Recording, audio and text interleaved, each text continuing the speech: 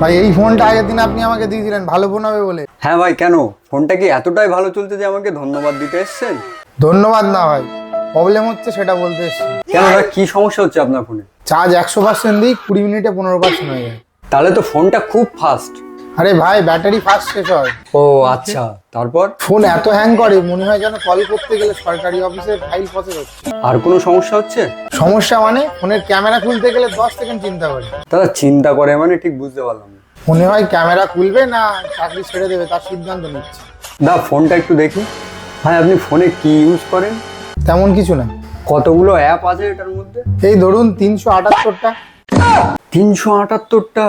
500টা মতো ছিল, কিছুটা ডিলিট করে দিয়েছি। ভাই, এটা ফোনের দোষ না। তাহলে আপনি ফোন কেনেননি, আপনি ফোনের ভিতরে একটা পুরো জেলা বসিয়ে ফেলেন। তাহলে 2 GB র্যামের ফোনে 400 টাকা রাখা উচিত না? হ্যাঁ, অবশ্যই উচিত, যদি আপনি ফোনের বদলে প্রেসার কুকার চালাতে চান।